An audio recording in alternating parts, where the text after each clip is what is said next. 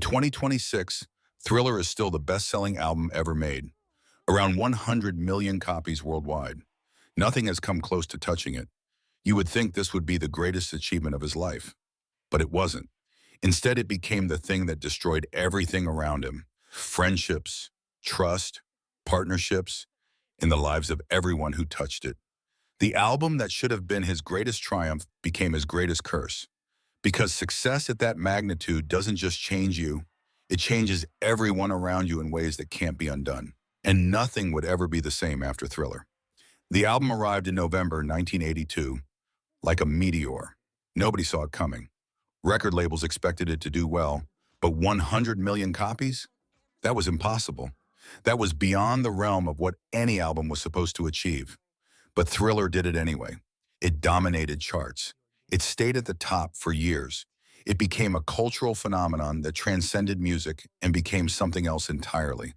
A moment in time that changed what was possible in the music industry. Michael Jackson became not just a star, but a supernova. But there was something dangerous about that success, something that Michael Jackson didn't fully understand at first. The higher you climb, the harder you have to climb to stay there. And after Thriller, Thriller, the expectation was set, the standard was established. Every album after Thriller would be measured against it, compared to it, judged by it. Michael felt the weight of that expectation immediately.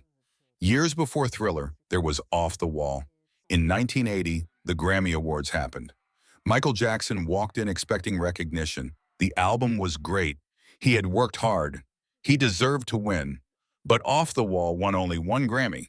The world seemed indifferent to what he had created, and that hurt him in a way that would fuel everything that came next. In interviews, Michael confessed something raw about that moment. My family thought I was crazy because I was weeping so much about it. I felt ignored and it hurt. Then he said something else. I said to myself, wait until the next time. They won't be able to ignore the next album.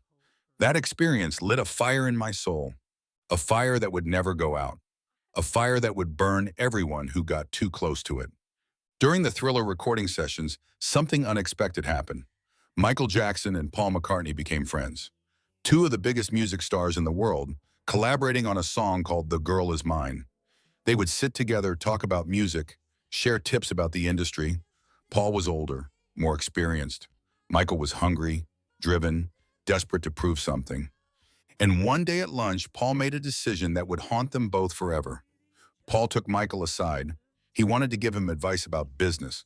You ought to think about music publishing, Paul said. It's very good business. You love music, I'm into it.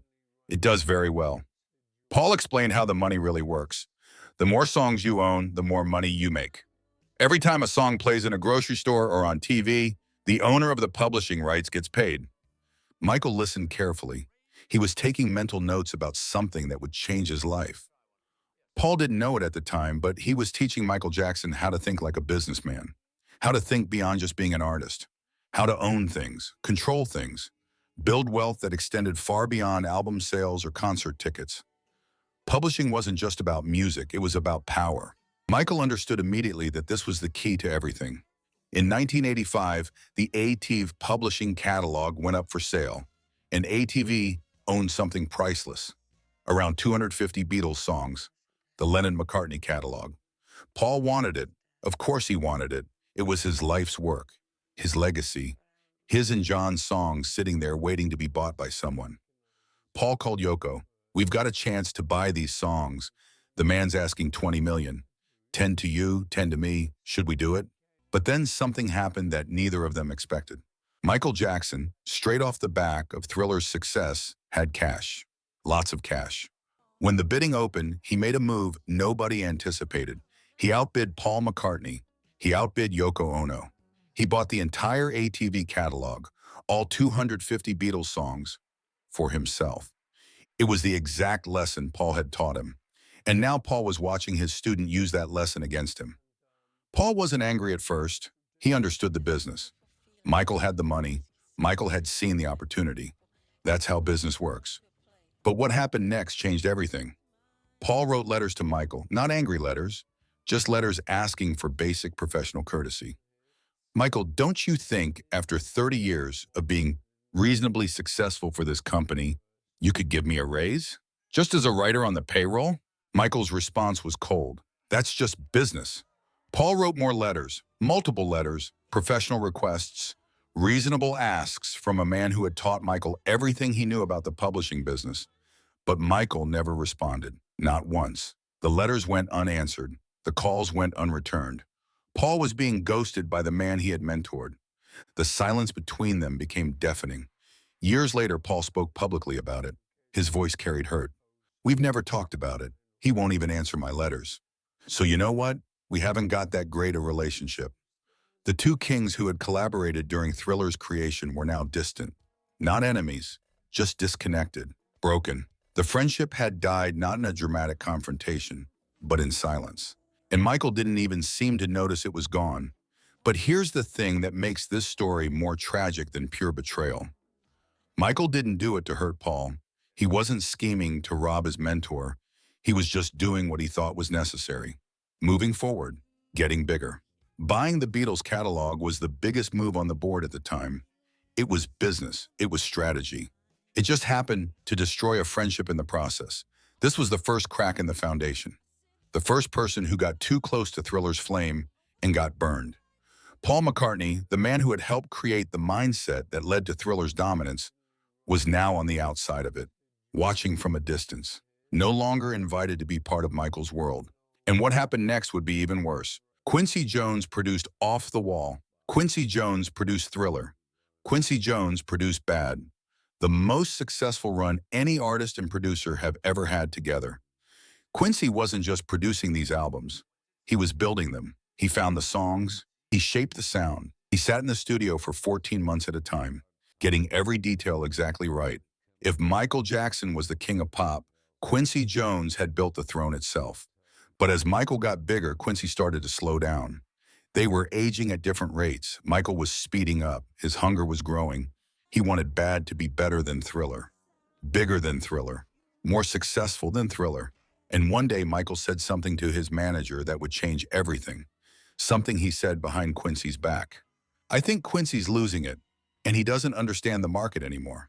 Michael was worried that his mentor, his collaborator, his brother was becoming obsolete. In 1987, during the Bad sessions, Quincy brought in Run DMC because he could see hip-hop coming. He understood the market was shifting, but Michael doubted him. Michael said rap was dead.